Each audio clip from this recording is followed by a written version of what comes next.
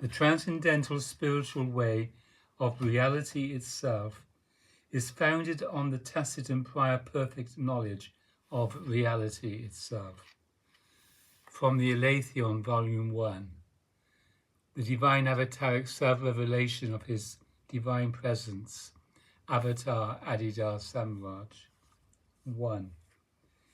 The transcendental spiritual way of reality itself is not a matter of conventional God ideas. The transcendental spiritual way of reality itself is not a matter of systematized beliefs. The transcendental spiritual way of reality itself is not a matter of hopeful mythologies. The transcendental spiritual way of reality itself is not a matter of preoccupation with visionary or even hallucinatory experience. Conventional God ideas, systemized beliefs, hopeful mythologies, and visionary experiences are mind forms. All mind forms are forms of mind. That is to say, all mind forms are conditional manifestations. Therefore, no mind form is truth itself. All notions that conventional God ideas or systematized beliefs or hopeful mythologies or visionary experiences constitute truth are likely to be criticized because they are not truth itself. However, such criticism is not a criticism of the transcendental spiritual way of reality itself. Rather, such criticism is a criticism of conventional or popular or exoteric religion. And conventional or popular or exoteric religion is an entirely different kind of endeavor than the transcendental spiritual way of reality itself. Conventional or popular or exoteric religion is founded on the allegiance to a particular culturally and historically determined collection of mind forms. The transcendental spiritual way of reality itself is founded on the tacit and prior perfect knowledge of reality in all its dimensions, not merely its gross or physical dimension. Conventional or popular or exoteric religion requires a commitment to one or another variety of false views. The transcendental spiritual way of reality itself requires the utter transcending of all false views. Therefore, remember this: there is no mind form that is truth itself. There is no kind of commitment to mind forms that is the transcendental spiritual way of reality itself. No criticism of any kind of commitment to mind forms is a criticism of the transcendental spiritual way of reality itself. 2. In the modern West, the findings of science are often presumed, especially by those deeply involved in or sympathetic with the scientific endeavor, to have undermined the historically inherited absolute propositions of conventional or exoteric religion. However, both conventional religion and the philosophy of scientific materialism, which seeks to criticize conventional religion as if conventional religion were the totality of the paths and ways of humankind, are characteristic and characteristically limited products of the Omega point of view. Science itself is simply a method for the free investigation of the phenomena of conditional manifested existence. But science itself tends to be overlaid with the traditional and ancient philosophy of materialism, which philosophy is very much a part of the gross-minded Omega culture of the West.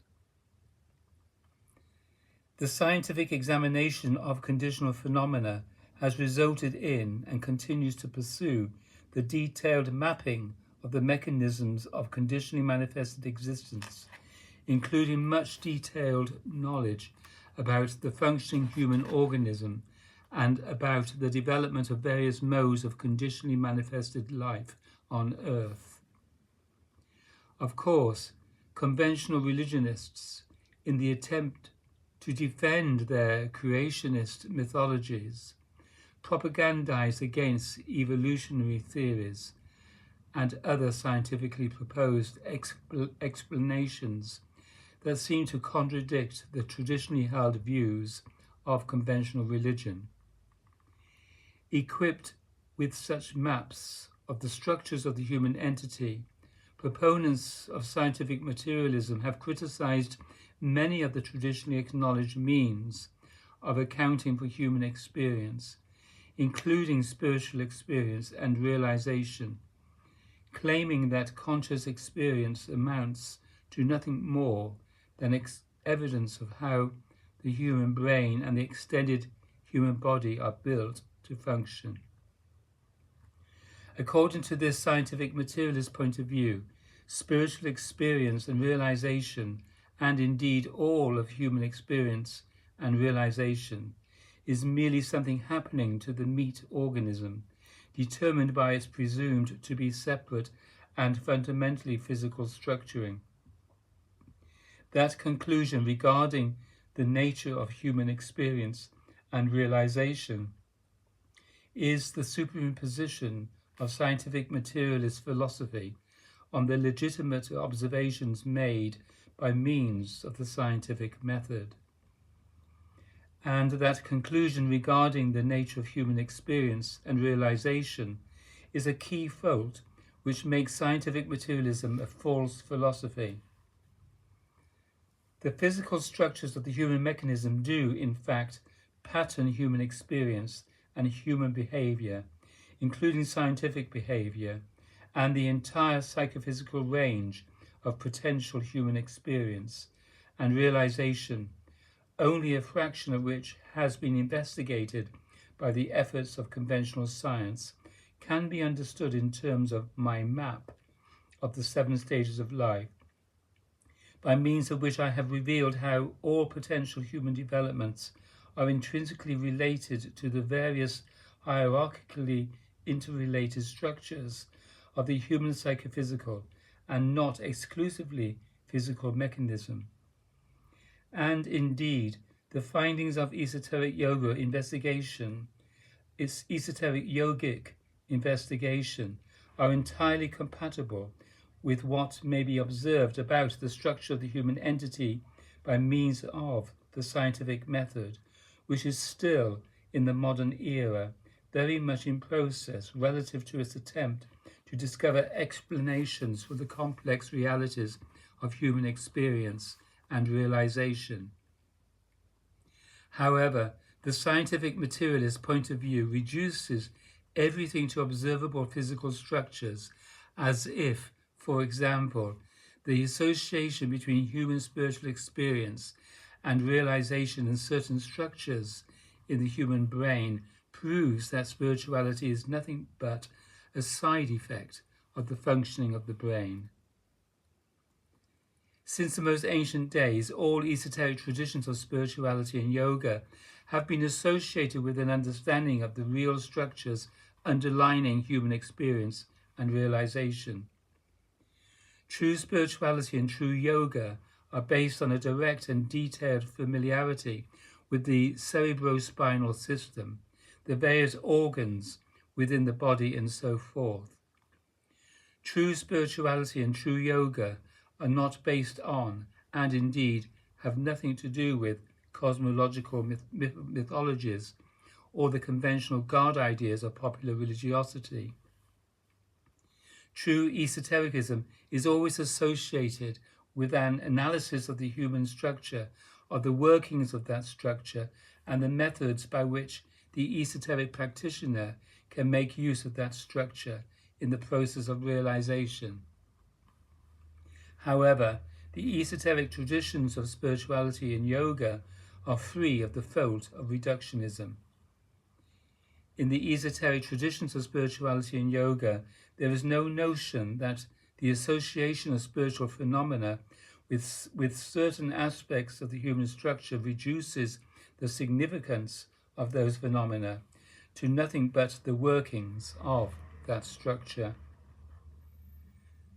Through the entire collective human process of examining the nature of conditionally manifested existence, including the scientific examination of the development of life forms on Earth, the origins and evolution of the universe, and so on, a single great principle is made evident. All manifestation is arising from a prior and intrinsically indivisible unity. Everything that appears is developed from what is already there, inherently and potentially. That prior unity is fundamental to the nature of reality. Therefore, it is false philosophy to presume or even insist that reality itself is reducible to the observable facts of the presumed to be separate human structure and its functioning. This must be understood. The human physical structure is irreducibly part of the prior and universal unity. Reality itself is non-separate, indivisible, and ultimately one, beyond all appearances. The human psychophysical structure is the equipment that is to be used by human beings for the sake of ultimately most perfect divine self-realization, and that structure arises within the universal unity. That is the ancient esoteric knowledge. 3. Although the esoteric traditions of spirituality and yoga acknowledge the significance of the human psychophysical structure as the conditionally manifested mechanism by means of which the process of realization is exercised, those traditions also exhibit the characteristic alpha disposition of dissociation relative to the human psychophysical structure and relative to conditionally manifested existence altogether, or at least relative to the gross dimension of conditionally manifested existence. However, I do not call my devotees to any such dissociative disposition relative to their own psychophysical structure or relative to any aspect of conditionally manifested existence whatsoever. I do not call my devotees to the strategy of excluding attention from the gross dimension of the human psychophysical structure. Indeed, the only by me revealed and given radical or at the root reality way of Adidam or Adidam Vishiradam is specifically not founded on an attitude of dissociation from the existential context of the human body-mind complex. The practice of the only by me revealed and given reality way of Adidam is founded in the transcending of the human psychophysical structure, but not by means of a dissociative act. Thus, the fundamental and necessary basis for the practice of the only by me revealed and given reality way of Adidam, which is the way of the devotional and, in due course, transcendental spiritual relationship to me, is equanimity relative to one's own psychophysical structure and relative to the psychophysical context of human and cosmic existence. When a perceptually based and, in due course, through the locating and knowing of my divine avataric transcendental spirit baptism, transcendentally spiritually based equanimity is established, the human psychophysical structure is thereby truly and really made into a vehicle for the divine transcendental spiritual process. Such is the true and real transcending of the fault of gross-minded philosophy, according to which philosophy, the structures of the human body-mind complex, are to be understood reductively as separate somethings, and all forms of spiritual experience and realization are regarded as merely aspects of a mortal physicality. Such perceptually based and transcendentally spiritually based equanimity makes it possible for my devotee to rightly understand and relate to his or her own body-mind complex without falling into either the gross-minded omega error of reductionism or the alpha error of dissociation, as a manifestation arising within the context of a universal unity of utter non-separateness and ultimate non-difference. Thus established in the disposition of perceptually based and, in due course, transcendentally spiritually based equanimity, the whole body of my devotee participates in that which is universal, one, and ultimately beyond and prior to all conditions. In that participatory mode, the whole body of my devotee coincides with that which is universal, spiritually real, transcendental, intrinsically egoless, and self-evidently divine. I have accounted for all aspects of potential human experience and potential human realization that arise out of the prior and universal unity, from the grossest experiences of the first stage of life to the ultimacy beyond ultimacy of the only by me revealed and given realization of the seventh stage of life, and I have done so on the basis of my direct awareness of the different structures that come into play in each stage of life or mode of development. I stand entirely apart from the conventional God ideas and conventional mythologies of exoteric religion. I am communicating an esoteric way, and therefore the only by me revealed and given reality way of Adidam, or Adidam Vishuddham, is the completion and fulfillment of the ancient tradition of always reality-based esoteric spirituality and yoga. I say, and have always said to you, reality itself is the only real causal God. Reality itself, or truth itself, is what there is to realize. Therefore, in my communication about reality itself and the process of realizing reality itself, I am not on the side of exoteric religiosity, nor am I on the side of scientific materialism. I am not on any side whatsoever, because I am not in the position of mind or of separate point of view. My communication is a direct revelation of reality itself, or truth itself, which is intrinsically indivisible, inherently non-separate, intrinsically non-conditional, intrinsically self-evident, and self-evidently divine. The process of realizing reality itself, or truth itself, is inevitably related to the structures of the human being and to the structures of conditioning manifested existence altogether. But that process is ultimately a matter of perfectly or non-conditionally realizing that which transcends all such conditional structures, and indeed all of conditionally manifested existence itself. Thus, in making my revelation about reality itself and the process of realizing reality itself, I am not merely communicating a philosophy. Rather, I am revealing myself. However, I am revealing myself. This, my avatarically self-given divine self-revelation, is the basis of the only by me revealed and given radical, or at the root, reality way of Adidam, or Adidam Vishuddham. Yes, my avatarically self-revealed divine teaching word accounts for all aspects of reality itself, both conditional and non-conditional. But most fundamentally, my avatarically self-revealed divine teaching word accounts for myself and in so doing accounts for the by me revealed and by me given way of the devotional and, in due course, transcendental spiritual relationship to me. Da, da, da.